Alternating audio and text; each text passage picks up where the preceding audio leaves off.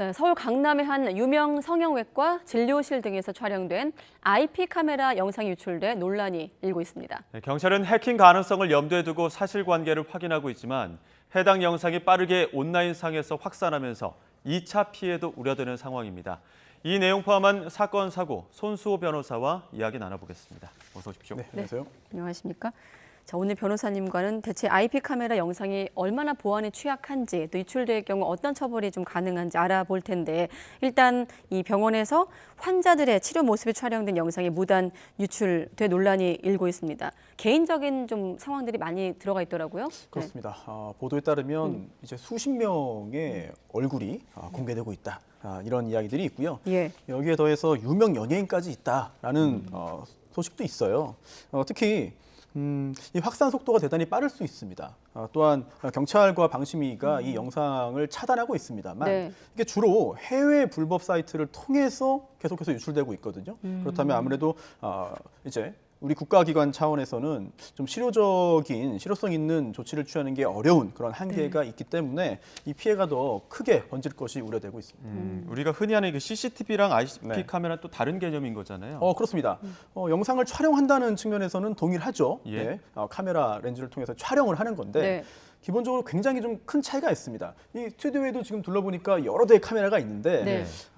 일단 그 CCTV는 클로즈드 서킷, 그러니까 폐쇄회로입니다. 예. 즉 외부와는 일단 단절이 돼 있는 거죠. 차단이 돼 있는 거죠. 네. 반면 IP 카메라는 촬영을 한다는 거는 비슷합니다만 기본적으로 외부 인터넷망과 연결이 돼 있습니다. 예. 그러면 이 둘의 차이는 무엇이냐? 이제 IP 카메라를 CCTV 카메라와 비교해 볼 때 장점과 단점이 다 있어요. 네. 우선 장점은 가격이 더 저렴합니다. 그리고 설치도 용이하고 IP 관리도 카메라가. 수월하죠. 예, 그렇습니다. 네. 이제 반면 보안상의 단점이 있습니다. 즉 누군가 불법적인 행동을 통해서 접속을 해서 해킹을 통해 영상 자료를 뽑아갈 수 있거든요. 네. 그런 단점이 있는데 최근에 사무실이라든지 업무 공간뿐만 아니라 가정에서도 이런 IP 카메라를 설치해서 여러 가지 이점을 누리고 있는데 네. 지금 이 성형외과 사건처럼 누군가 유출하거나 또는 외부에서 해킹을 한다면 상당히 큰 문제가 발생할 수 있는 거죠. 네, 예. IP 카메라란 말은 좀 낯설지만 설명을 들어보면 최근에 말씀하신 대로 뭐 아이 돌봄 문제, 네. 또 노인 돌봄 문제, 애완동물까지 좀 맞습니다. 목적으로 쓰는 부분들이 계실 것 같기 때문에 이번 네. 뉴스 보시고 놀라신 분들도 많으실 것 같습니다. 자, 경찰이 여러 가능성을 염두에 놓고 있는데 일단은 IP 카메라로 찍힌 만큼 아까 보안에 취약하다고 말씀하셨거든요. 해킹 가능성을 좀 염두에 두고 있는 것 같아요. 그렇습니다. 이 해당 병원도 처음에 이 영상의 유출 사실을 몰랐다고 해요. 네. 그러다가 보도가 이루어지고 또 경찰이 이 부분 수사를 시작하니까 이제 병원 차원에서 자료를 제공했다고 하는데요. 네. 또한 경찰도 현장 조사를 이미 시행했고요. 여러 가지 가능성이 있었습니다. 우선 첫 번째는 누군가 몰래 이 카메라를 설치해서 촬영한 거 아니냐. 그래서 처음에 이 뉴스를 접한 다음에 그런 생각을 했는데 네. 알고 보니 이 병원 차원에서 공식적으로 설치를 한 카메라였습니다. 예. 그렇기 때문에 이른바 몰래 카메라는 아니었고요. 예. 네. 근데 그렇다 하더라도 왜 어쩌다가 이렇게 영상이 유포됐는지 여기에 대해서는 또 가능성이 또 나뉩니다. 우선 첫 번째, 내부자의 유출 가능성이 있어요. 즉 이렇게 IP 카메라를 설치해서 이런 영상 자료가 남아 있다. 그렇다면 이거를 몰래 가지고 나가서 유포하고 기타 그로 인한 이익을 얻자라는 생각을 한 내부자 또는 접근할 수 있는 물리적으로 접근할 수 있는 사람의 소행 가능성이 있고요. 네. 또 이 IPTV의 특성상 뭐 국내뿐만 아니라 전 세계 어디에서든 인터넷망을 통해서 해킹을 할 수 있습니다. 따라서 현재 경찰은 이제 외부의 소행, 네. 즉 이런 해킹을 통해서 영상을 몰래 가져가서 이렇게 유포한 거 아니냐, 이쪽에 무게중심을 두고 현재 조사를 벌이고 있습니다. 병원 입장에서는 CCTV를 달을 수도 있는 건데 네. 이게 왜 IPTV 네. 카메라를 달았는지 그리고 또 뭐 환자 동의를 받고 촬영한 건지 이런 네. 부분들도 좀 해명이 돼야 될 것 같은데 어떤 입장입니까? 그렇습니다. 일단 이 병원 관계자가 고의적으로 이렇게 촬영을 해서 그 영상을 사적으로 이용한 정황은 현재 드러나지 않고 있습니다만 네. 이렇게 문제가 생겼다면 제대로 관리하지 못한 거 아니냐, 너무 안이했던 거 아니냐, 이런 비난을 현재 피하기는 힘들어 보이고요. 또한 예. 조금 전에 그 진행자의 지적대로 뭔가 명쾌하지 않습니다. 현재까지 대답이. 이런 부분들이 우려를 더 크게 만드는데 이 병원은 사실 2017년부터 예. 이제 자발적으로 이 카메라를 설치했습니다. 그런데 이게 누군가 설치하라고 해서 억지로 한 게 아니고요. 예. 일종의 그 홍보 차원에서 한 겁니다. 즉 대리 시술 또는 대리 수술 문제가 커지니까 우리 병원은 이렇게 대리 시술 안 합니다. 카메라도 설치되어 있고요. 영상도 찍을 수 있기 때문에 자 우리를 믿고 오십시오라는 차원이거든요. 그런데 이게 수술실뿐만 아니라 뭐 심전도실, 진료실, 또 네. 이제 상담실까지 다 설치를 해놓은 거예요. 근데 이렇게 설치하는 건 좋은데 제대로 관리하지 못했다면 그로 인한 비난 또는 법적인 책임도 역시 피하기 힘들어지겠죠. 그 듣고 보니 두 가지겠네요. 고의적으로 유포했거나 아니면 영상 관리를 못했거나 두 가지 측면인데 어쨌든 유출이 됐고 어떤 처벌을 좀 각각 받게 되는 겁니까? 네. 일단 누군가 이거 불법적으로 촬영을 했거나 또는 예. 불법적으로 이렇게 그 해킹을 했을 경우에는 성폭력 처벌법이죠. 성폭력 범죄 처벌 등에 관한 특례법에 있는 카메라 등 이용 촬영죄로 처벌을 받습니다. 예.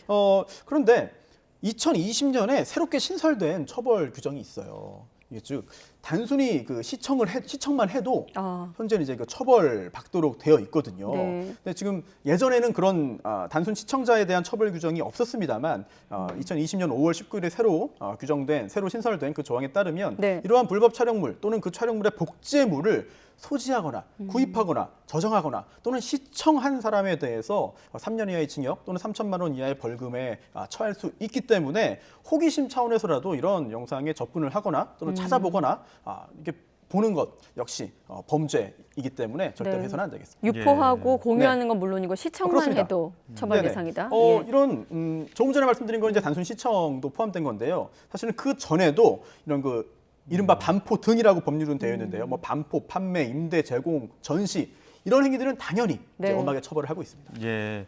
또 공교롭게도 오늘 9월부터 CCTV, 그러니까 수술실 내 CCTV 의무화 설치 법안이 이제 시행이 되는데 네. 그걸 앞두고 있는 상황에서 이런 일이 퍼지니까 의료계에서는 거봐라, 이거 CCTV 설치하는 거 다시 한번 전면적으로 재검토해야 된다, 이런 목소리 내고 있거든요.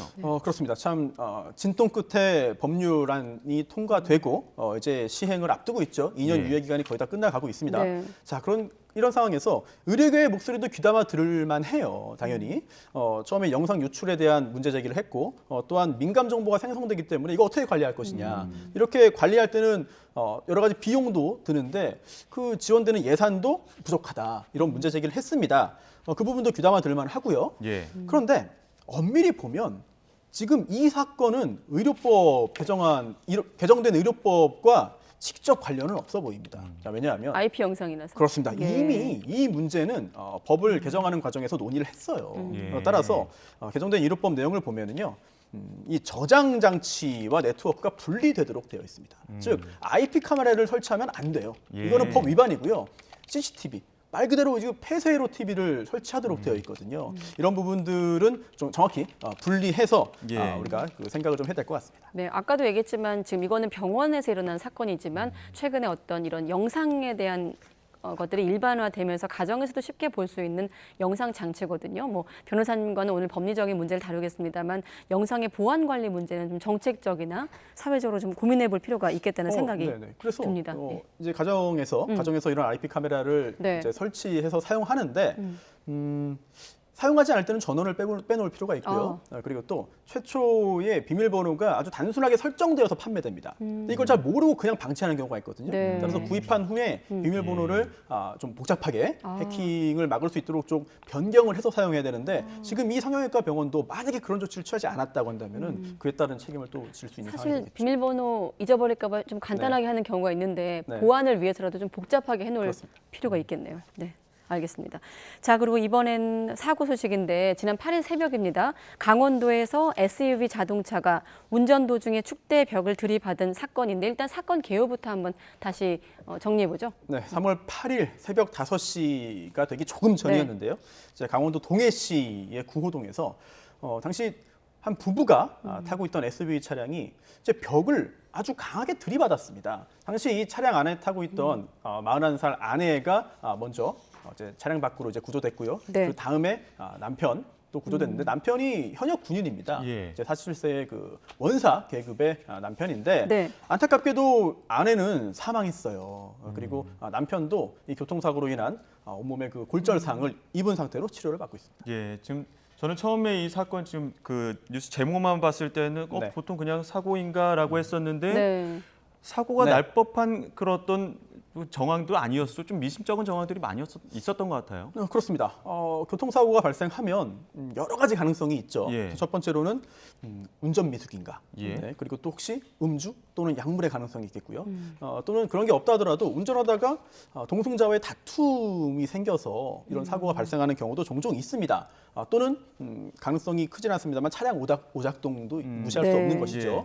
그래서 경찰은 이 사건 영상을 보니까 너무 이 새벽 시간에 너무 빠르게 벽에 충돌한 거예요. 예. 그러다 보니까 이게 좀 뭔가 이상한 조짐이 있다라고 이제 의문을 품었는데 네.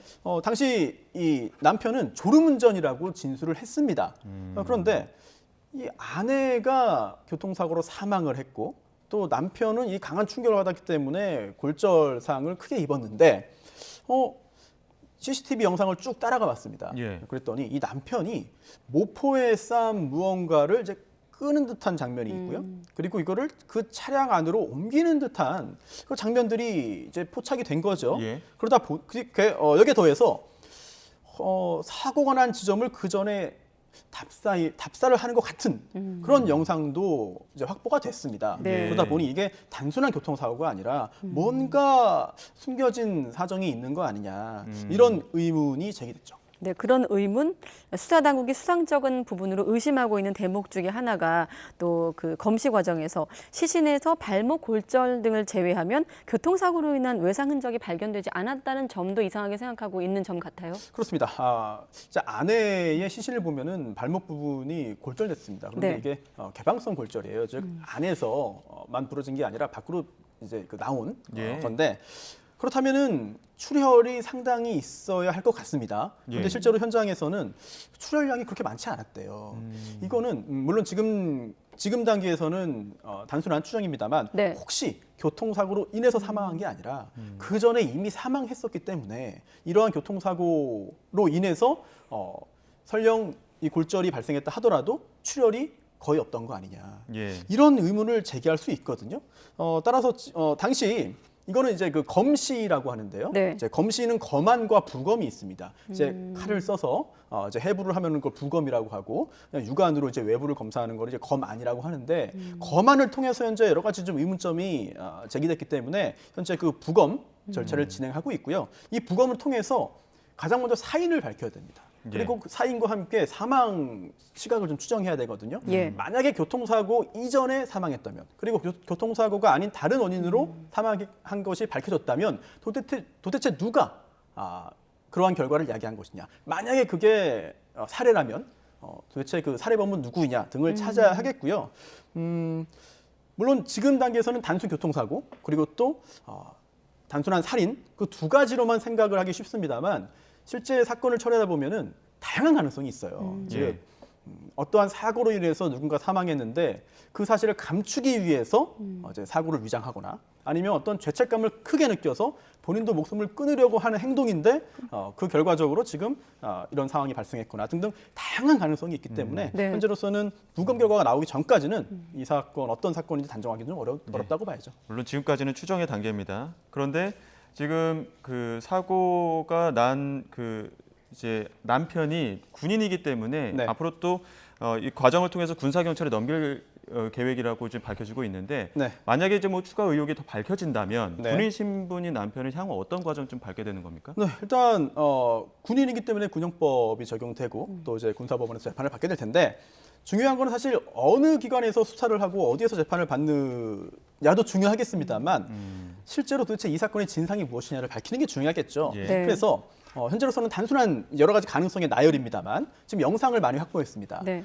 그리고 또 교통사고 현장에 있던 사람이 2명으로 좁혀져 있습니다. 만약 다른 사람이 개입되어 있지 않다면 그 둘 사이에 어떤 갈등 요소가 존재하였는가. 특히 관련자가 좁혀져 있다면 확정돼 있다면 네. 그 둘 사이에 주고받은 여러 가지 그런 메시지라든지 이런 발언 통화, 이메일 등을 통해서 이 관계를 확인할 수 있어요. 그리고 또 경제 상황도 중요하고요. 그리고 또 보험 가입 여부도 중요하고 기타 이런 것들을 종합해 보면은 부검 결과와 함께 종합해 보면은 네. 사실 어렵지 않게 이 사건의 진상을 확인할 수 있지 않을까 기대됩니다. 네, 아무튼 수사를 하고 있기 때문에 당국의 어떤 추가적인 결과가 나오면 다시 보도하기로 하겠습니다. 네, 사건 사고 오늘은 손수호 변호사와 함께 했습니다. 고맙습니다. 고맙습니다.